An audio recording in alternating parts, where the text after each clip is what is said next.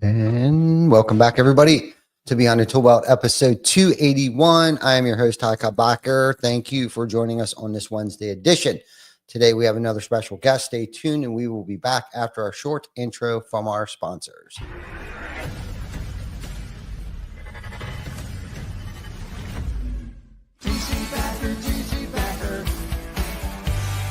Roofing, siding, windows, gutters, solar. Roofing, siding, windows, gutters, solar. TC Backer, TC Backer.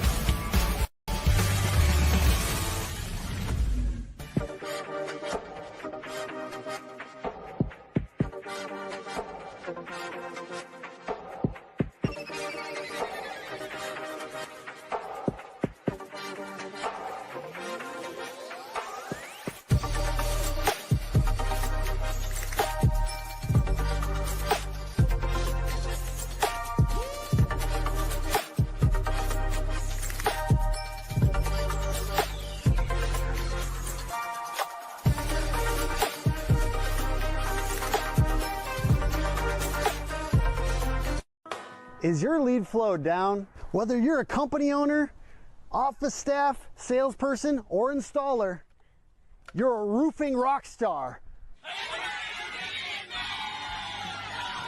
We help you get more leads with custom SEO, Google Ads, and a pro website.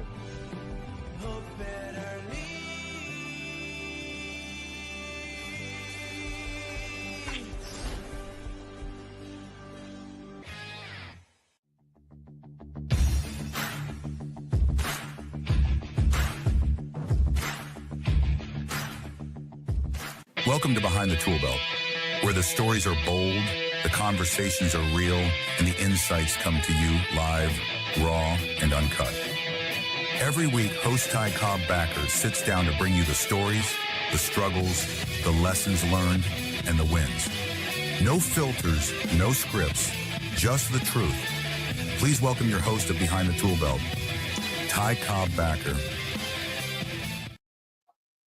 Hey, welcome back, everybody, to Behind the ToolBelt, the podcast where we dive into the minds of industry leaders who are changing the game in construction, contracting, and beyond. Today, we have another special guest, my friend, David Bruno.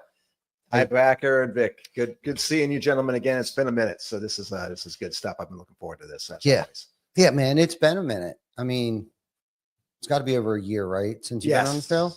Yeah, Okay. it's been a little while. Yeah. Normally you come on a couple times a year, with whatever reason that is. I mean, obviously you're one of my favorite guests on the show. So I appreciate that. Yeah, always. We always have good conversations, man. Yeah. It's always good stuff. Yeah. And you were an earlier adopter. I mean, you were probably one of our first in studio guests, outside of like Chris Markey or Mark Jones or somebody. Yeah. But you got to be one of the very first ones to come into the office. You and Mike came in that one time, I think, right? Yes. That was down at the old shop in the old studio. And we've always had a great conversation, usually pertaining to, marketing and stuff like that. And you're always great to have around and pick your brain about ideas and stuff and market trends and all that good stuff. And, when we say, industry trailblazers and game changers and stuff, you've always been in the marketing and sales space. So that's where you kind of get rolled into the fold. Yeah. For us, you've helped us along the way, several different times and potentially, in the future as well. And now that you're with a different company, you're with ABC 27 for those that maybe haven't seen you on here or following you on social media.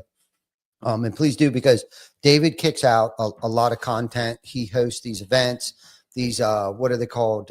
Business Professionals of Harrisburg and Central PA. That's my networking group. I've been doing that. I pretty much started that thing, like I told you before, when I came here from California. Yeah. I just started to get my name out there, Mhm. and so that people could see who I was. And that's been about 9 years now. Really? And so it's up to about 3,500 members on Facebook and another 3,500 on LinkedIn. Wow. And then we got all the people, enough people engaged now to where those monthly networking mixers draw about anywhere from 35 to 45 people on average. And so I use those again for personal branding for me, but also to take a small business or somebody who's got a showroom or events coming up, they can just benefit from some additional eyeballs on what they have going on.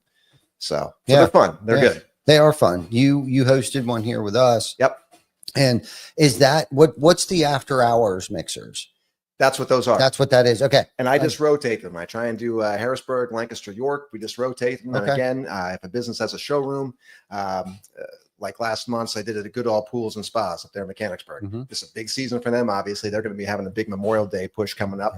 And so it was good just to kind of put some eyeballs there and get some engagement, some conversations happening. Yeah. Let some people who may not have been familiar with what it is they have going on there to just kind of see what they're all about and engage with the ownership and things. Kind of like what we did here. Mm-hmm. You know, the people see, hey, we've got a new sales office here. This is what our people look like. This is what we got going on behind the scenes. Right. It does change the perception of a business when you do that. Yeah, no, most definitely. I mean, I think it's very important to get out of your shell a little bit and open up your establishment, right? And bring other entrepreneurs or leaders or salespeople to your place. But I think it's also important to get out and get into other, the whole networking scene. And I applaud you for creating that space for people, because those that were here get it. I could tell that they were here and nobody was like pushy, because there's books out there how to network, and Story Brand talks about it. I think that's Donald Miller has a nice book out there, and there's a couple books out there about networking, right? And I've read them, of course, over the years and stuff. And it's like, I've been to networking events where people are just so pushy, and this is what I do, and you should use our product, and just come right out and just like vomit all over you, opposed to, like going there and introducing you to other people, and, and just kind of like modestly, introduce who you are, what you do, exchange contact information, but not even right away, just kind of like more so just trying to create relationships and that network, right? Because we've talked about it before, your network is your net worth. But what you've done with that, you've taken it to a whole nother level, and the consistency, 9 years, that's a long time to host, a networking event like that, or events, I guess. So how many would you say that you've done? Well, what's happened is I've had those groups that I've managed on those online platforms for that number of years. The networking events themselves have finally just come to fruition like the past 3 years. Okay. So I've been doing about 3 years worth, because it took the group to grow to a certain point. And then when the membership is such, then people start to say, hey, we've got a number of members in this group. How do we go about, do you do any networking events? Are there any opportunities to meet people in person? And so then it comes around, and then it just continues to grow. First, it starts out, there might be 10 or 15 people. And then it just grows now to a more consistent 30 to 30 plus people. Do you think it's the same people that are showing up, or is it a mix? It's a mix. Okay. There are some people who obviously travel from York up to Harrisburg and from York to Lancaster and vice versa. But then there are some that, hey, it's kind of out of the area, which is fine, because then we get a new influx of people as well. So which makes it definitely worthwhile. What do you think the biggest thing that somebody would get out of going to one of your events?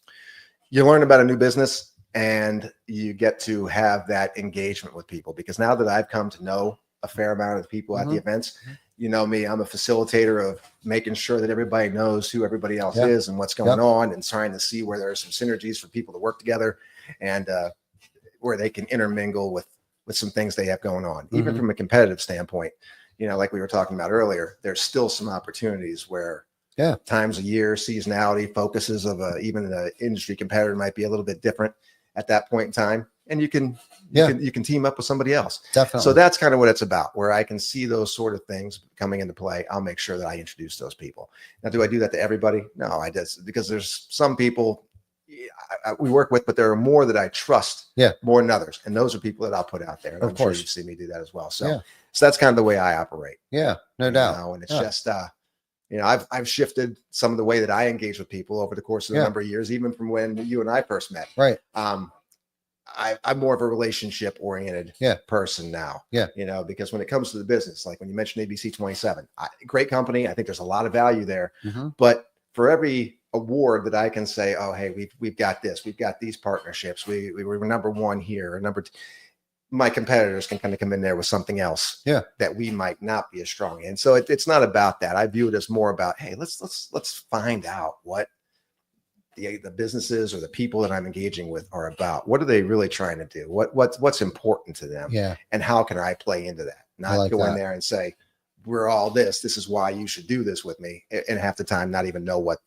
what's going on and what I'm trying to engage in. Yeah. So I've taken a different approach. And that's the same thing with these networking events. When I network, I don't go there with any set thing in mind to say I'm going to talk to X amount of people. I just want to have some conversations. And over the course of these meetings, I'll see them. They'll see me there more often. We engage, we talk, and sooner or later, if people know, like, and trust you, they'll say, hey, let's work on a project together, or maybe somebody else I'd like to introduce you to. And that's what it's all about. Absolutely. So, absolutely. What do you think the biggest thing is that you've actually gotten out of hosting them? Just it's learning from me. There are a number of those businesses. Some of those are my clients that I've worked with in the past or that I'm working with currently. But there's a number of those that they really don't do anything with me. And that's fine too.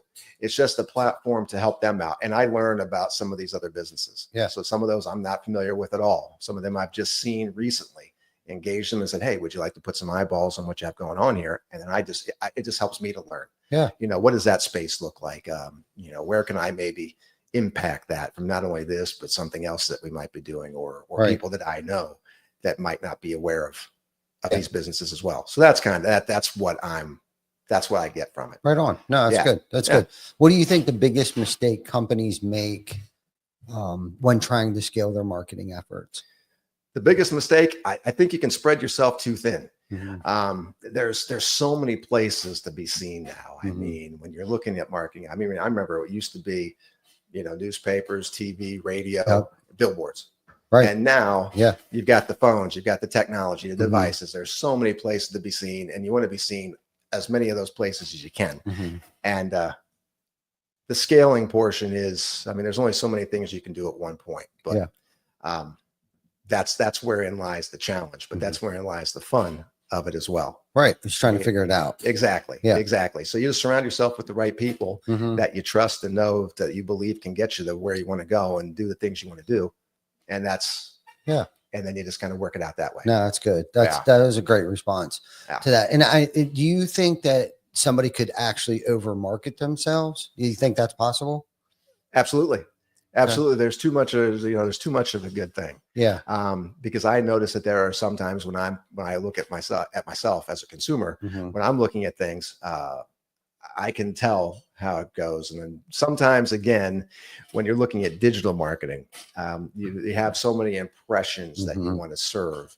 And if the pacing is off, I can tell sometimes when I see things, I can tell, pacing was off. They're just trying to feed as many impressions as you can, because when I look at an article and it's the same advertiser for the entire article. Yeah. To me, that's that can be a little bit of overkill at times. Yeah. Do you think people suffer from like viewer fatigue? I do believe that's a real thing as well. Yeah. Yeah. Yeah. And it's kind of, I even view that when I do my social media. I even view that from, do I just want to put business posts on there constantly? Right. Or do I want to mix it in there with like a visit with my dad, out there on the golf course, or, being at a baseball game or something like that. I just mix it in because I think that the viewer fatigue is real. Yeah. And it can be on a social media side. It can be on a marketing side, on campaigns you're running. It can be the same thing. Too much is, and if you just mix it up and let people know some other things you're doing, like the things you're doing here with a lot of the community engagement. Yeah. It's not just all about, hey, these are the services we're doing for our customers. These are things we're doing for the community as well. And that kind of breaks it's like a pattern interrupt, if you will. And it just shows some people some other things that you have going on besides just your core business. Yeah, right. No. And that's a good point that you just brought up there towards the end, getting involved with the community and stuff like that. It's but I think the thing that you got to be careful of is, as heavily as we are committed to our community and stuff, we don't want people to not know what it is that we do either. Right. You understand what I'm saying? Like the first thing on our website can't be that, we help less fortunate people. Correct. Right. Because we are a roofing company. Absolutely. We're a roofing company that's heavily invested in our community and stuff. But so like, we got to just make sure that we've been around long enough, but I've gone onto people's websites already that almost appeared to be like a culinary school when actually they sell paint products. You know what I mean? Like they have Right. this big picture of their building and it looks like a restaurant. And like, I didn't even know what was going on. It's like, and it was a lesson for me to view this like, oh, wow, because we're so heavily engaged with the community that I don't want people to like not know what it is that we do and like make that like the focal point, because it is nice what we do. And a lot of people appreciate what it is that we do. But like, I always try to make sure, like, if we're hosting an event, it's like, we are a roofing company, that this has been the vehicle for us. Yep.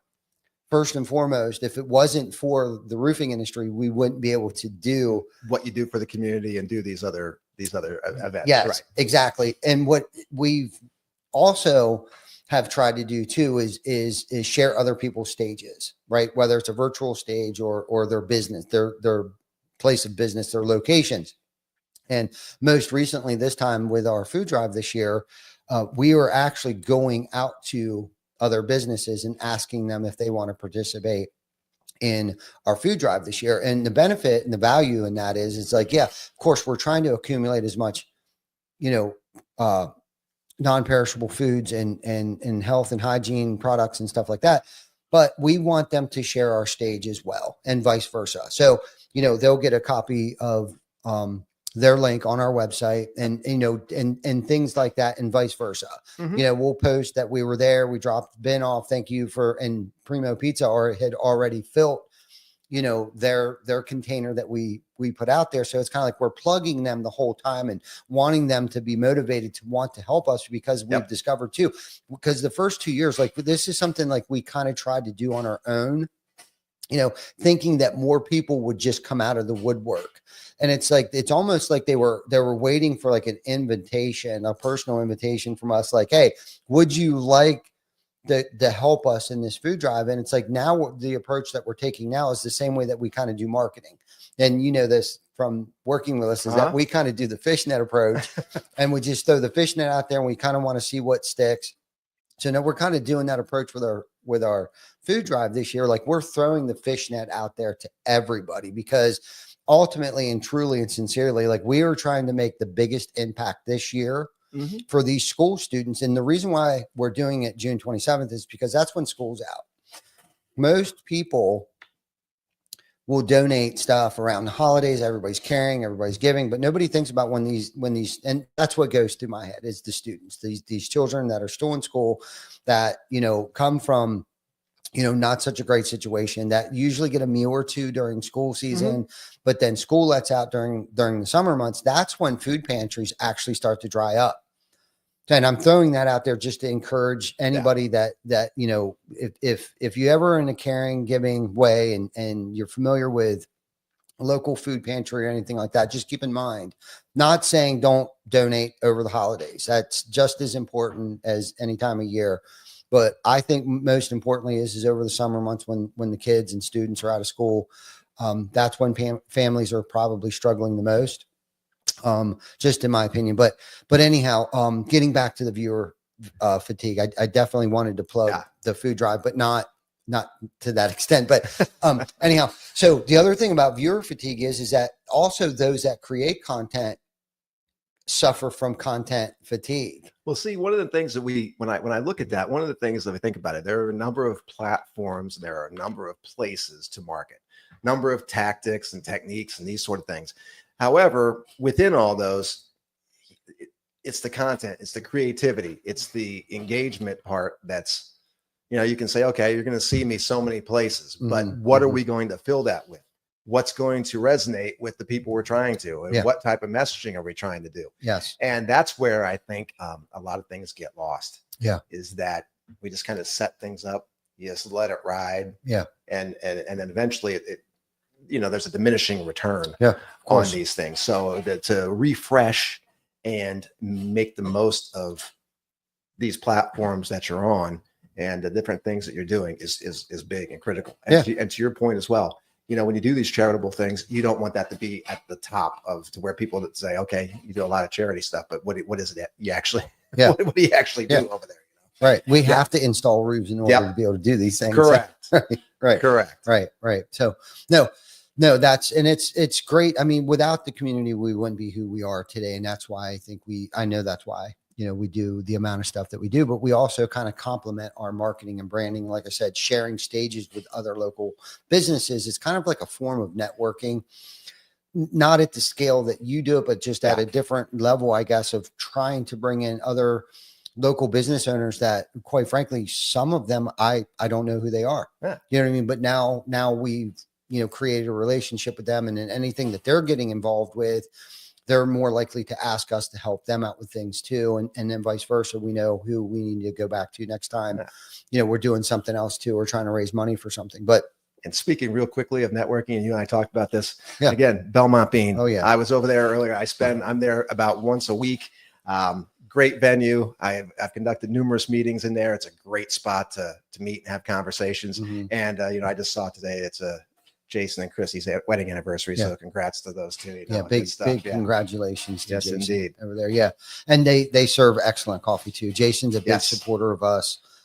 They donate coffee and also work the booth at the home show and down at the 21 Turkey Salute. That's awesome. So, and then there's probably a couple other things I'm not even thinking about, but when it comes to, marketing and brand awareness and things, what would you say your core principles and philosophies are that guide your approach? It just has to be all customer focused. I know that when we talk about our core business, like what you were just saying, the things that you've got going here, there are certain goals and certain metrics that we're trying to attain. Mm-hmm. When I look at all that, I figure if I do things the right way by my clients, if I do what's going to help them to get where they want to go, I'm going to eventually fill the buckets that I need to fill for myself. Mm-hmm. I try and do it that way versus saying, okay, I need this, and the other thing. Let me go try and find somebody that I can squeeze this out there to. That was the way I used to do things. I think anybody who's been in sales has probably done that.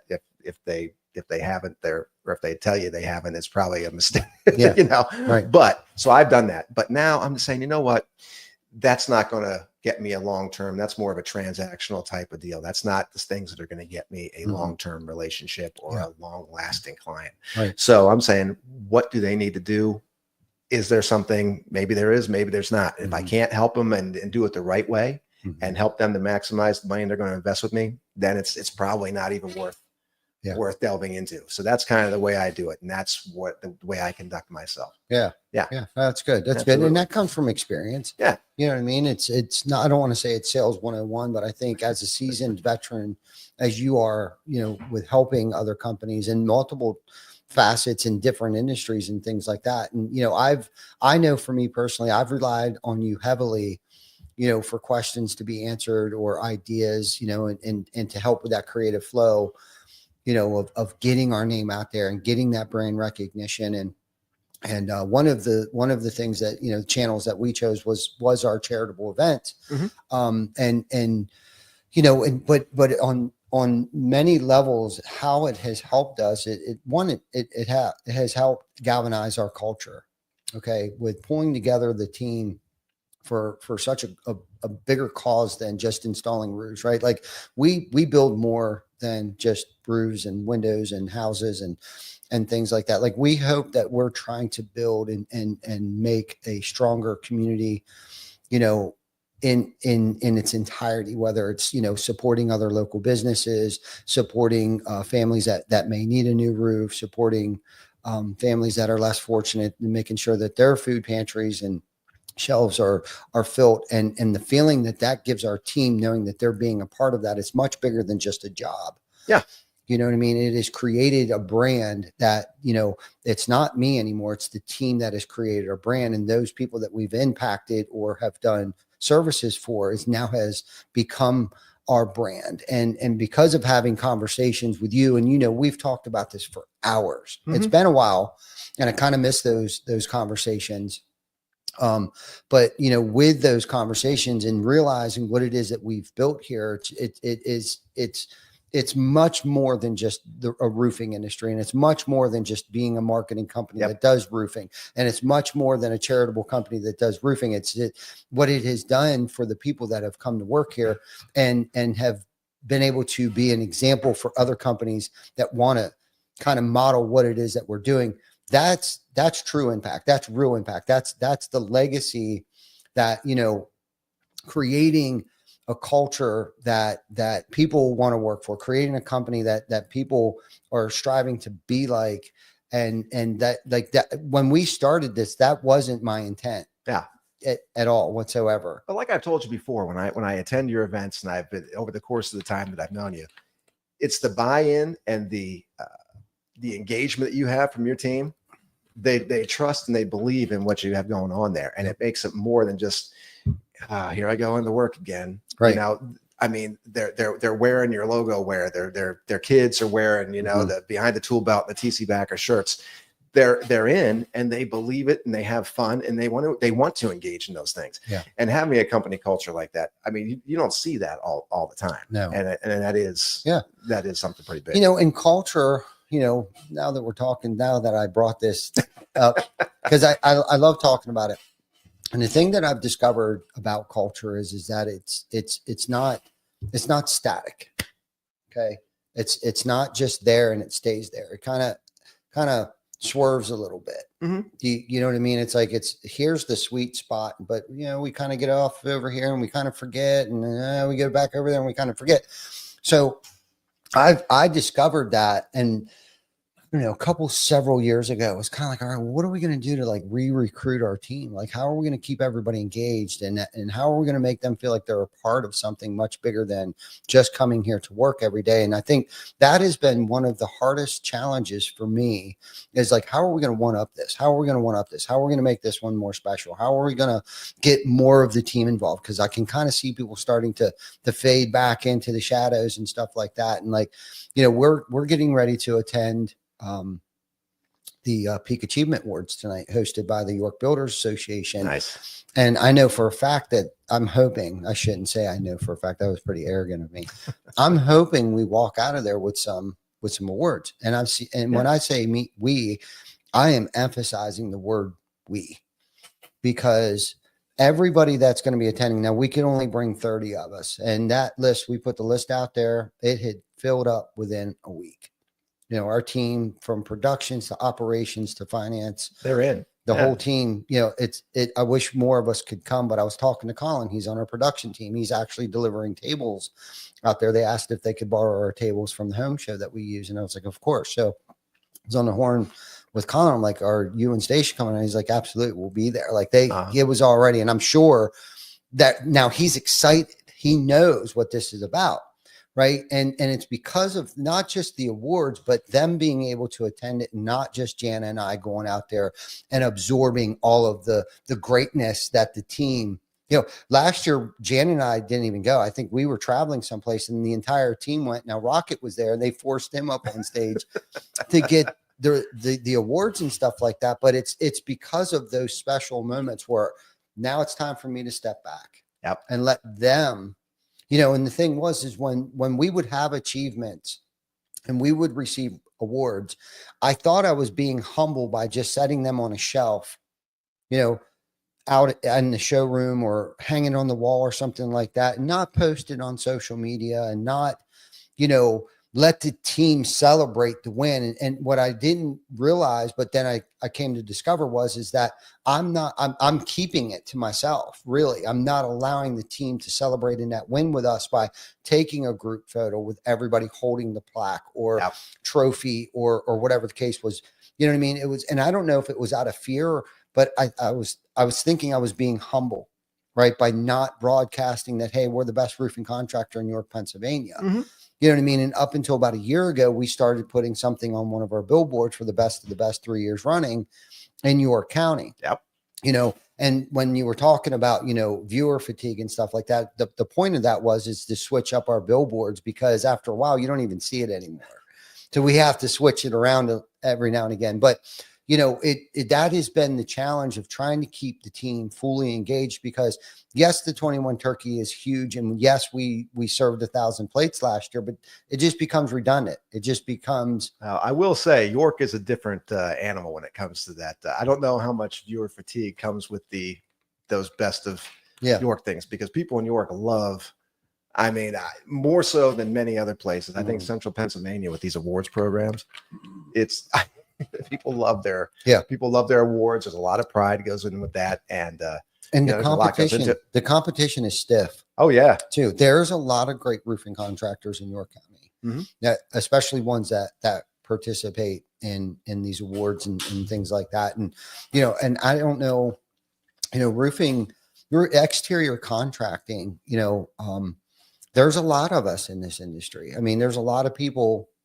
Not exactly sure why that is, but I know for our area I could probably list 10 between Adams, Franklin, and York counties that are, I would recommend, that are participating in the same, best of the best, with us. And so that's what makes that even more special.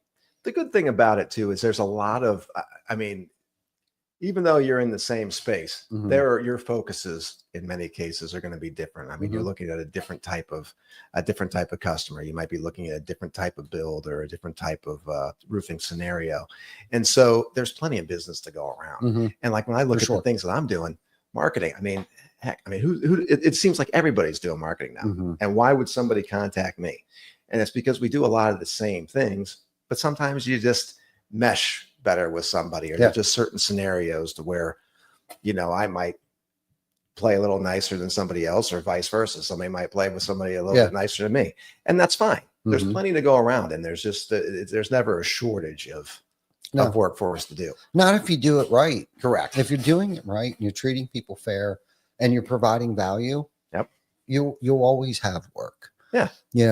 Doesn't matter what line of business you're in. And of course, your network and the people that and the relationships that you build over the years, if you can partner with good clienteles, good human beings, and that's been one of our strong suits is, there's people that we've done business with for a very long time. When times are good, things are great. And when things aren't so good, because they're such a rock solid company, we still tend to get through it with them. You know what I mean? It has really, truly become, partnerships, you know what I mean? And I think that says a lot about a human being. It says a lot about companies too. If you can have, relationships over 10 years, whether it's a friend, marriage, a partnership, over 10 years, that says a lot about both parties. Absolutely. Not a lot of people can do that. Most, 80% of roofing contractors go out of business in their, first 4 years. Okay. And a lot of people don't know that. So, and I say that, to those that have made it, I big shout out to those that made it past, their 4 year mark, because trust me, I've been doing this a long time, and I know it's not easy. It's not an easy industry. There's a lot of overhead. You're dealing with the general public, it's just tough. And, there's a lot of things that we can't control, and weather's one of them. Right. Okay. And to try to massage, clients and homeowners and it's tough. And then to take it one step further, most businesses, I think 90% of businesses go out of business in 10 years. First 10 years. You know what I mean? So, to be in business longer than 10 years and have the same relationships that you're doing business with today when you first started out, that also says a lot about, and that's the thing. If I would, hindsight's 2020.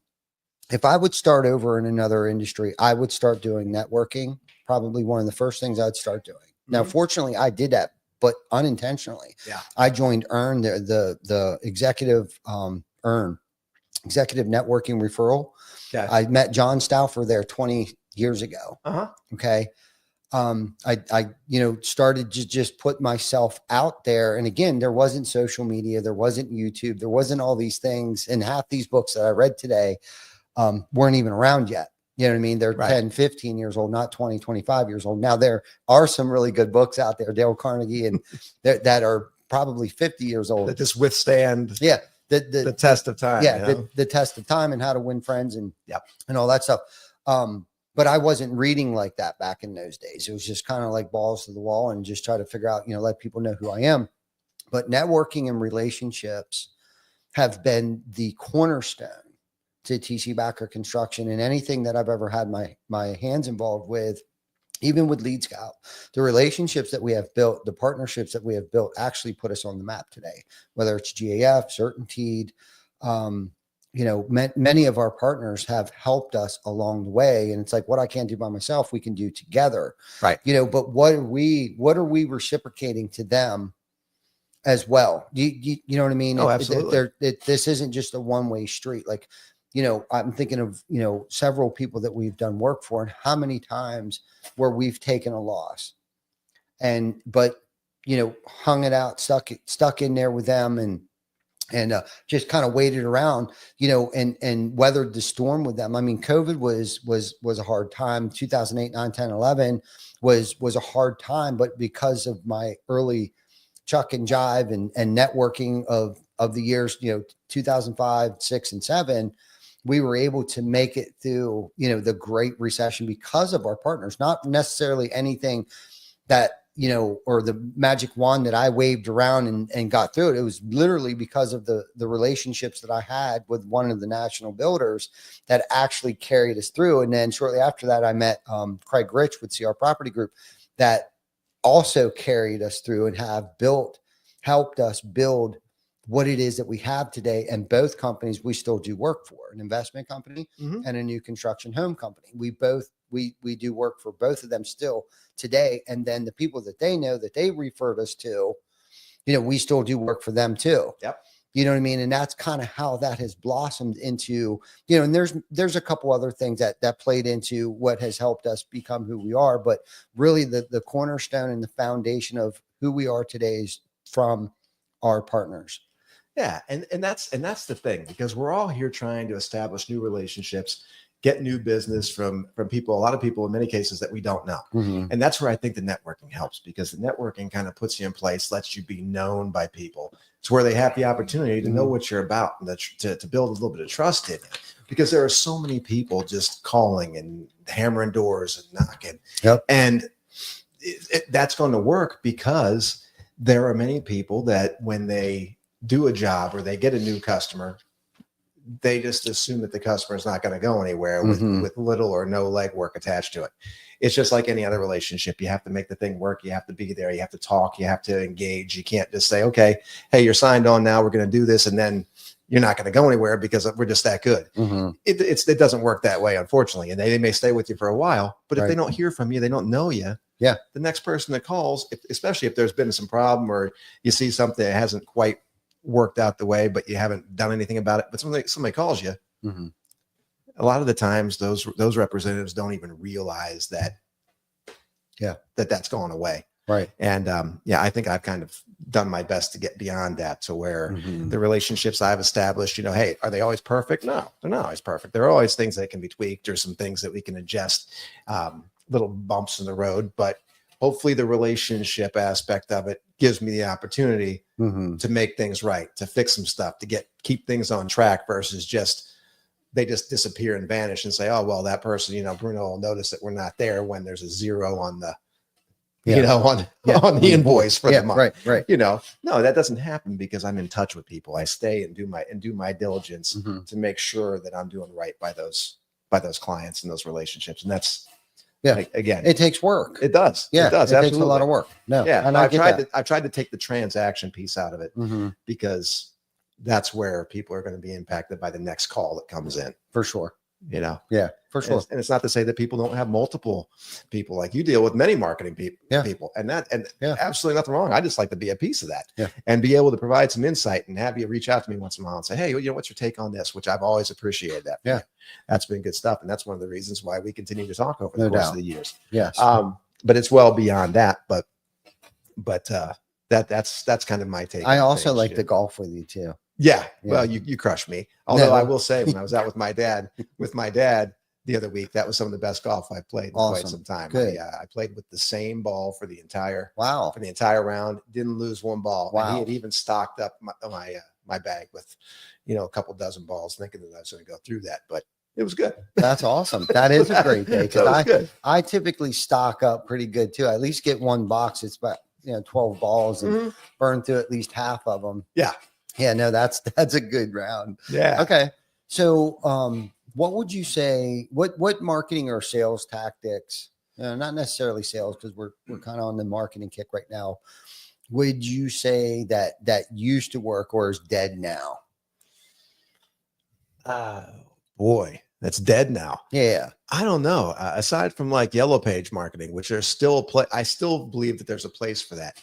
And when I did Yellow Page marketing, when I first got into advertising, it was kind of coming down the home stretch. Mm-hmm. And now what it's done is there's still always a place for it. If you can get on the back cover of a Yellow Page book or on the spine of it. Yeah. If it's sitting on somebody's coffee table or flipped upside down on a stoop somewhere in the middle of town and people are walking by it all the time, that's still a spot to be. Even if people use it to prop up, you could prop up the speaker here. No doubt. But if you're on the back, right there you are. Yeah. And so there's still things like that. But with the ingenuity and the inventive technology and things constantly coming about, AI now is a big thing, obviously. Yeah. So staying on top of these things is huge. Yeah. And having as many partners as you can to kind of keep you on track with all these things. Yeah. Whether it's newspapers, television. And I'll be honest, the thing I like about TV is that there's still personalities who have been on TV that sit behind the desk. They've been there for years and years and years. And the people who watch, they have developed a level of trust in those personalities. So there's that. And the people who advertise on there's a level of trust and kind of they associate it with the people they've seen on there forever. So it's fun. Yeah. But more or less it's just a matter of being one avenue for people to advertise. There's many places to be seen. You want to be seen as many of them, and TV and some of the digital components are just a part of that. Yeah, for sure. It all works. It all plays together, and it's just a matter of the creativity that goes into it. Yeah. No, and that's a good point. And in a phone book, I mean, think about the shelf life. I mean, that thing's not going anywhere. I mean, it's going to be sitting there for years, even if it is 3 years old. Yep. You know what I mean? So the shelf life. So that's a good point. That's a good point. What do you think most businesses are sleeping on right now and not utilizing enough? I would say on the sales side, social media. Okay. I use, like, for instance, LinkedIn. I use LinkedIn all the time. I love it. I just keep it up in my background. I don't spend as much time as people think. People would think, man, you must be on there all day. I'm not. I spend maybe about 10 minutes a day on it. 10 or 15 minutes, but put my content on there. But I think that's a great way for salespeople to get in front of other people. I agree. And just to let businesses know what you're about before they even meet you. I think that warms up calls in a big way. Yeah. Yeah. And so I've been spending time more on working with my LinkedIn connections than I have really doing much else. Do you get a lot of traction out of LinkedIn? Is that that's not dead yet? No. Okay. No, I think LinkedIn's still kind of on the upswing. Okay. Wow. Yeah. That says a lot about them because they've been around for a while. LinkedIn, man, like, is it older than Facebook? No, I think Facebook's been around a little bit longer than LinkedIn, but LinkedIn's managed to maintain their status as a business networking thing. Professional networking. Yeah, for sure. Again, just like anything else, you'll start to see politics creep in there. Boatload of spam. I get people hitting me up all the time. I don't spend much time, but I get the notifications in my email inbox. And I just delete it, man. There's just so many creeps and scammers out there, I feel. And same with Facebook. I get hit up all the time. So that's why on LinkedIn, I use, if I'm going to introduce myself to somebody, I see too many times to where you get a connection invite from somebody. And the second you accept it, there's a full paragraph sales pitch on it. And I'm just, turned off. Yeah. Right away. Like me, if I connect with people after some time, I'll say, hey, I'll go grab a coffee and just have a conversation. If you're up for it, if you've got some time available, let's do that. It's not about my sales pitch and trying to squeeze people that way, because that's the quickest way to, from my network and sphere of influence, to take a nosedive. So that's kind of what I view there. Yeah. But yeah, good. LinkedIn, and I take advantage of the video feature on that as well. Yeah. The video messaging on LinkedIn is pretty good because it's at least for now, there's Yeah, a small window with that. I'm not on social as much as I used to be. Yeah. I just, again, I find it, I don't know, it gets me anxious, like a neurotic anxious for some reason. So, I mean, obviously we do this weekly. Yep. And I'll post stuff every now and again and trying to encourage the team, because you're right. Salespeople, you don't even have to be in sales to post stuff for the place that right. They should be sharing stuff. But again, I think your team becomes fatigued with just sharing, because we bust out so much content. It's kind of like you just roll over it. You just scroll over because it's so much stuff that we're continuously putting out there. But you touched on AI there just for a second. Mm-hmm. What's your take on, AI in sales and marketing? Is it overhyped? Is it underused? It's probably underused, but that's turning real quickly, and it's almost at a scary rate. I did not think that it would be. I mean, it's progressing much more quickly than I would have anticipated. Like when you can see these live avatars now of people. Scary. The thing about AI always, when I look back at like the Terminator movies back in the 80s, I'm thinking, people now technology wise is somebody just sitting there. I want to create that. I want that to happen. I want to be the Skynet of the 80s of the 80s. Yeah, right. But I think there was a time I said that stuff's never going to even be. It's never going to be there in my lifetime. But I'm starting to change my mind on that. It's just advancing way very, very quickly. And I think that it probably is underutilized right now. But I think it's kind of catching on to where businesses are saying, hey, we need to incorporate this into what we're doing. For sure. From a marketing standpoint, from the operations and sales standpoint. Yeah. Yeah. And there's so many different ways that it can be used now. Artificial intelligence, I mean, buyer behavior, algorithms, and just, I mean, it can go so deep to writing blogs for you, keeping up on SEOs. And I mean, there's just so many things. And I think it's one of those things. I think there's two things that, businesses need to jump on the bandwagon right now is virtual assistants. Right. I think that's something big that I think a lot of people are sleeping on right now, that especially anybody in a management position, not taking advantage of a virtual assistant and delegating things to them so they can focus on higher level things and making the business better. Right. And that's something that we've leaned into. I got an in-house assistant, but we also use SMA. I'm just going to give them a plug real quick. Joe Huffman's team over there at SMA, and AI. I think AI, don't think that your competitors aren't using it. Right. To some extent or form, or the marketing company that they're using isn't using it. Yep. I mean, you don't be scared of it. It is what it is. It's just like when Facebook came out, right? People were like, oh no, it's a dating website. Well, it was so misunderstood. Yeah. Oh, yeah. You know what I mean? I even thought that. Jana reminded me of that the other day, because when I think my first Facebook account was joint with Jana. Like, I don't think either one of us knew how to use it. And I think we both thought it was a dating website, and not that we didn't trust each other, but it was just kind of like, well, everybody seemed to be doing it. And it's kind of like, all right, well, let's start a Facebook, page.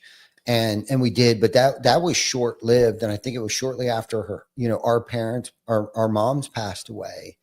That was, almost 12 years ago now. We were like, people didn't know who, because it was weird, because my mom passed, and then 6 months to the date, her mom passed away. So we were kind of like, why don't we just, separate our, by that time we started to grasp what Facebook, it was much more. It was social commerce, right? Yes. It wasn't a dating website. Like, I'm trying to think of that one app that was out there before Facebook. Oh man, I can't even remember. Was it the MySpace thing? Yeah, MySpace. Yeah, MySpace. Yeah, I think that's what we thought it was, and I think a lot of people thought. Oh yeah. But my point is like, AI is not the dating website or app that we thought Facebook was. This is actually, there's so many things that you can use it for, that either find someone that knows how to use it or knows how to dabble with it at least. Because it'll change the trajectory of your business or your content creation. Yeah. I mean, there's so many different ways that you can use AI today. that I think that people need to stop sleeping on it. But Yeah, and like these platforms, the Facebooks, the LinkedIn's, it's just a matter of what you want to use them for. Yeah. You can filter out all the noise because Right. we are all noticing that there's all these bots now getting in there and just sending you just have to get past that. And that's just the unfortunate thing, but there's still a lot of good content on there and a lot of good information to be drawn out. And isn't that the truth? yeah. Yeah. It just makes a few more weeds to go through these days, but it can still be decent. It's still a relevant activity. What's one marketing idea that most people would disagree with, but you believe in? Marketing idea that people disagree with. That you don't like, you're all in on it, but you hear most people say, it's dead. Like some people might say door knocking is dead. Oh, I don't think door knocking is dead. I don't either, but is there something that, and I've said it just to be a dick to people like door knocking's dead, but it truly isn't. That's the oldest form of sales outside of prostitution. But it still both work. Obviously, both of them can be very lucrative. But I was waiting for this to kind of go. Yeah, you know me. My mind doesn't take me long to get better. There we go. But is there something that you've always been like, you gotta make sure you're doing this, and people have doubted? Maybe that's a better question. Is there something that you've tried to implement into somebody's company that they've doubted and it came to fruition? It's like the social media thing and the cold calling beyond doing what I do. Mm-hmm. So obviously you see there the ABC 27, Good Day PA and all that stuff. Mm-hmm. The TV is a vehicle. Yeah. But the ideas that I try and convey are not always about things that specifically ABC 27 is doing. That's just part of what we do. I just want to try and help businesses so I'll help them with the LinkedIn page, for instance. I'll say, hey, if your salespeople are not using LinkedIn, after we have a conversation here about things we're doing, let's sit down with some of your salespeople, get them set up on there, show them how to utilize it a little bit, show them how to utilize the social media, talk about maybe some door knocking techniques or some cold call techniques, because that's the big thing too. Cold calling. A lot of people think cold calling is dead. It all has to be social media. It all has to be some sort of marketing or branding. And I think that the cold calling aspect is a huge part of that if you do it correctly. Yeah. But you can't just make it cookie cutter. It can't just be, you have to have some sort of something that shows people you have an idea of what they're doing, challenges they're facing. It can't just be, hey, I'm with this business. We're great at everything. There's no reason you shouldn't be working with us. Yeah. That I think those kind of days are gone. Yeah. Because there's so much information available about an industry or business. If we're not bringing that to the table saying, hey, we know what some of these things are. Right. And I can utilize our platforms to help impact that for you and get you a share of that market. That's what it has to be about. It can't just be saying we're awesome. Yeah. You need to be doing stuff with us. It's well beyond that now. So, so the cold calling. Yeah. I think a lot of people think cold calling and stuff, you got to take advantage of all the technology. Yeah. I think that there's still room for cold calls. I think you can even get an AI bot to cold call for you now and answer questions. Yeah. Well, I know that I've taken advantage of some trainings with AI chatbots, versus doing it with my colleagues. Right. Because there is sometimes a fear or a little bit of hesitancy in doing cold calling trainings and role plays and things with your colleagues because they know what you're supposed to be saying to people. But if you do it with the chatbot, you can just be yourself. That chatbot's not going to hold anything against you. It's not going to let you know that hey, you messed up or whatever the case is. And it's just going to help you learn. So there are definitely, going back to the AI thing. Yeah. There are definitely things that you can do. Yeah. Or even with AI, text messaging and things like that. It's kind of like cold calling, sending out all these, spam text messaging today that will actually continuously respond back to you. I mean, we kind of have something set up. I can't remember her name. There's a name. She has a name. Yep. But if people, hit us up through Messenger, our AI bot picks up until one of us can get to it. But it's literally answering their questions for them. Yeah.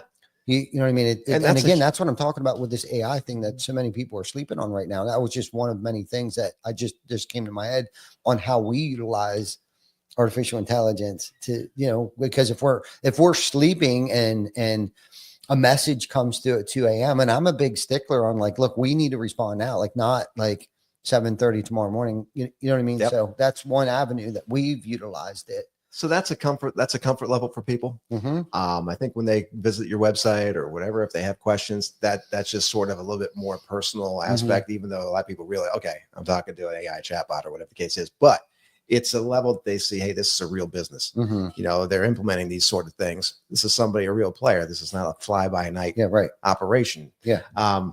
So there's that, Mm-hmm. but then also it's great. The more lead capture you have to where you can get that information and give yourself a reason to call these people back or contact them. Mm-hmm. That's what these things are all designed to do.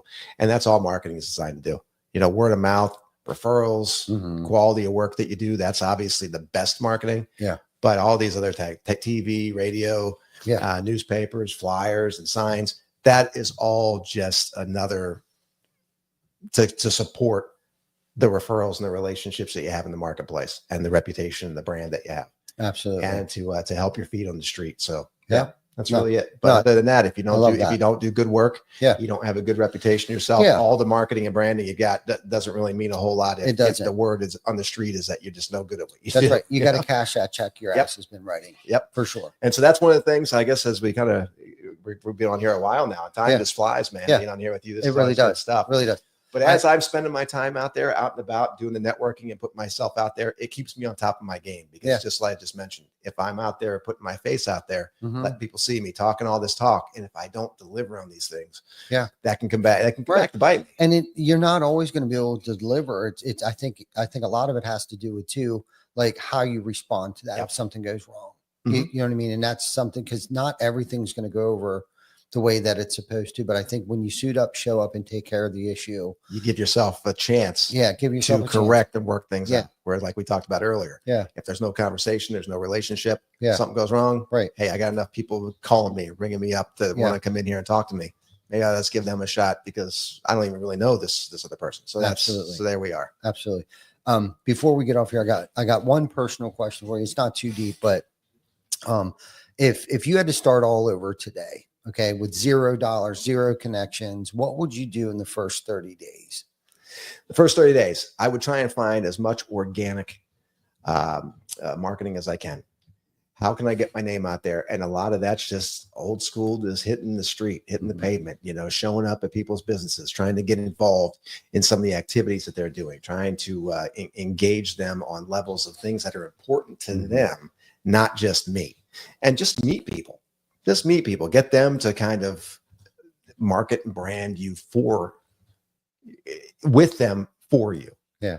And just create some good, genuine relationships. And then again, with all the technology, as much of that organic as you can do, look for as much free things as you can do. And then when you get your business rolling, then you look at the paid opportunities. What can I do to take this to the next level? Where you do to really get this rocket ship kind of off the ground. Right on. But to start out, the grassroots stuff, networking, get your face out there, show up at people's door, show up at their events, and just genuinely just be part of what they do, and let them know who you are and what you're about at the same time.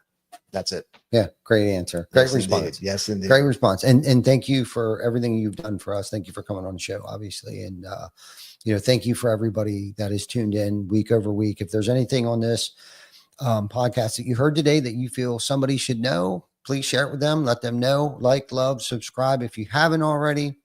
And again, thank you, everybody. Thank you for all the guests that have come on the show.